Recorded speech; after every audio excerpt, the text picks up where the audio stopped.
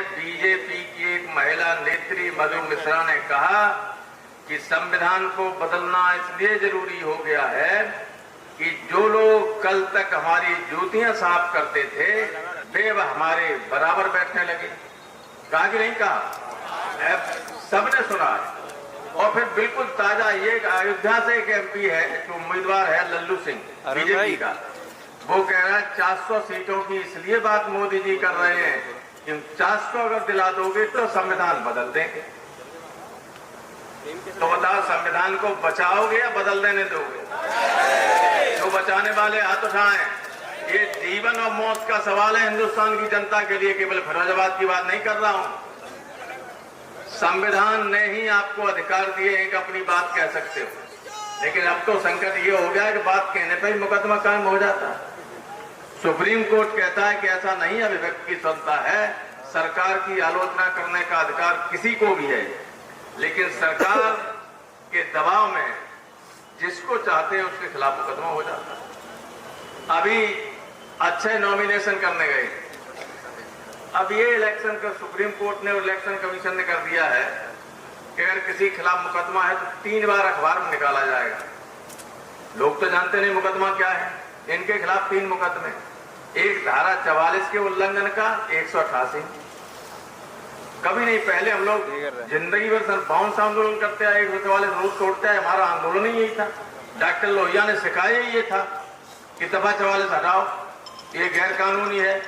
हर बार कहते थे दफा 44 तोड़ेंगे और जेल जाते थे, कोई मुकदमा काम नहीं हो, जेल गए और छूट गए। अब मुकदमा चार्जशीट, और कोरोना काल में हर जगह से मुकदमे गवर्नमेंट ने वापस कर लिए, लेकिन फिरोजाबाद में वापस नहीं हुए 2 मुकदमे, वो भी कोरोना। यहाँ कचहरी पे सड़क के किनारे बैठे धरना दे रहे थे, वो कोरोना काल का मुकदमे। और जिला पंचायत का नॉमिनेशन भर रहे थे पार्टी दफ्तर में, उसमें मुकदमा का है, जबकि किसी भी पॉलिटिकल पार्टी के अंदर कैंपस में जो कार्रवाई होती है उस पर ये धाराएं वाराएं लगती नहीं, लेकिन ये लगा है। प्रश्न ये नहीं है कि ये कार्रवाई क्यों हो रही है, प्रश्न ये है कि जब देश तानाशाही की तरफ चलने लगता है तो इस तरह की विकृतियां जो है आना शुरू हो जाती हैं, जो संकेत हैं कि हम गलत रास्ते पे देश को ले जा रहे हैं, जो शासक है। अब एक सारा वो इंडिया गठबंधन के 3 प्रमुख लक्ष्य हैं। एक तो संविधान बचाना, दूसरे आरक्षण बचाना, और तीसरे बेरोजगारों को रोजगार देना। संविधान में जो अधिकार दिए आपको, वो तो धीरे धीरे सीमित होते जा रहे हैं। अब लोगों का जीवन जो फंडामेंटल राइट के अंदर लिखा हुआ आर्टिकल 21 कि बिना कानूनी प्रक्रिया के किसी व्यक्ति के जीवन को नहीं लिया जा सकता, लेकिन अब तो बाहर रोज एनकाउंटर हो जाते हैं। हमारे इटावा में लगभग 400 एनकाउंटर हो चुके, मरे नहीं, एक ही जगह पैर में गोली लगती, सबको इतने निशानबाज हैं लोग। और जेल में भी लोग मारे जाने लगे, पुलिस कस्टडी में लोग मारे जाने लगे। तो क्या संविधान की 21वीं धारा का उल्लंघन है कि नहीं? सरेआम उल्लंघन, कोई परवाह नहीं कर रहा। अब तो माननीय गृह मंत्री जी ने पिछले सत्र में सीआरपीसी और आईपीसी में कई संशोधन किए हैं, लेकिन एक ऐसा किया है जिसको वो चाहे तो सारे देश के लोगों को जेलों में भर सकते। ऐसे पहले ये था कि पुलिस के सामने जो बयान देगा कोई भी व्यक्ति तो न्यायालय में मान्य नहीं होगा, लेकिन नए जो संशोधन हुए 1 जुलाई से लागू होंगे या हो चुके हैं, उसमें यह व्यवस्था कर दी कि पुलिस के सामने दिया गया बयान भी न्यायालय में मान्य होगा। पुलिस तो डंडे के बल पे आप रोज दस्तखत करा ही लेती।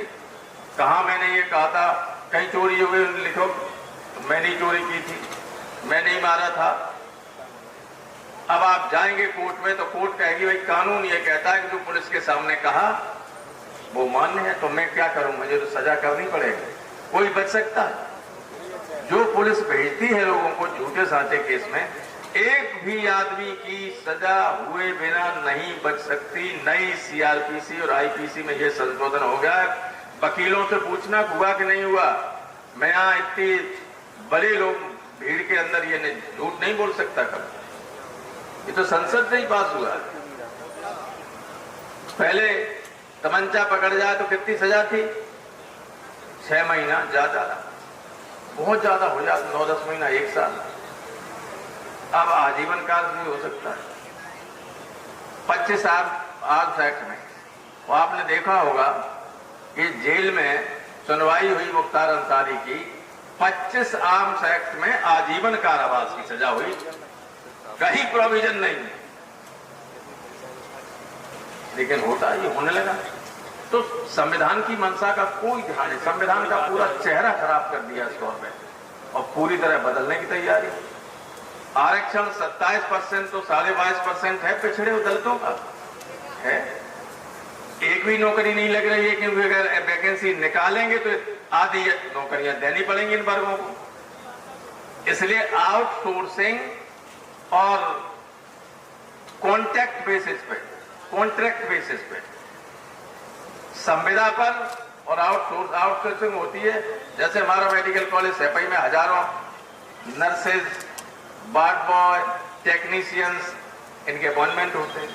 गवर्नमेंट करेगी तो फिर 50% हो जाएगा दलित और पिछड़ों को और शेष अनरिजर्व्ड होंगे। लेकिन टाटा की एजेंसी को दे दिया गया, वो अपना जिसको चाहते हैं वो करते हैं। कोई रिजर्वेशन ना आउटसोर्सिंग में है और ना संविदा पर जो नियुक्तियां होती हैं उनमें। तो खत्म हो गया कि नहीं आरक्षण? आरक्षण खत्म हो गया। नौकरी दे नहीं रहे किसी को। 2-2 करोड़ नौकरियां दे रहे थे, वादा किया था। ये जुमलेबाज लोग 15 लाख पहले भेज रहे थे हर खाते में। अगला चुनाव आया तो उन्होंने दूसरा कोई नारा दे दिया। अब दे दिया गारंटी। तो ये गारंटी क्या है? जुमला माने गारंटी। जुमला का नया नाम कर दिया है गारंटी। मोदी की गारंटी। मोदी की गारंटी सिर्फ ये है कि संविधान बदलेंगे, पिछड़े दलितों का आरक्षण नहीं देंगे। आपने पढ़ा होगा, देखा होगा टीवी पे, तो कह रहे हैं मैं किसी भी तरह के आरक्षण के विरोध में हूं। कहा कि नहीं? क्या चल रहा वीडियो नहीं चल रहा? चल रहा। तो बताओ, फांसी लगने जा रही है सारे देश के पिछड़े दलितों को। और जब संविधान बदलेगा तो चाहे किसी वर्ग के लोग होंगे, मान लो अरविंद सिंह अभी भाषण दें कोई, अभिव्यक्ति की स्वतंत्रता के नाम पे अभिव्यक्ति की स्वतंत्रता है नहीं, कल मुकदमा करके जेल भेज दिए जाए, बने रहे प्रकाश, भेज दिए जाएंगे नहीं। गुप्ता जी हैं, हमारे व्यापारियों की बात कर रहे हैं, हमारा इनका स्वागत है, बहुत प्रभावशाली है, सारे व्यापारियों को समाजवादी पार्टी के पक्ष में कर रहे हैं। ये जानते हैं, मैंने तो दिल्ली में मेरे घर के सामने हिंदुस्तान का सबसे महत्वपूर्ण मार्केट है खान मार्केट, वहां व्यापारियों से पूछा क्या हाल है, बोले साहब अभी क्या कुछ नहीं सकते हम लोग खुलेआम, लेकिन दरवाजे की घंटी बजती है तो ऐसा लगता है कि इनकम टैक्स या जीएसटी वाले तो नहीं आ गए।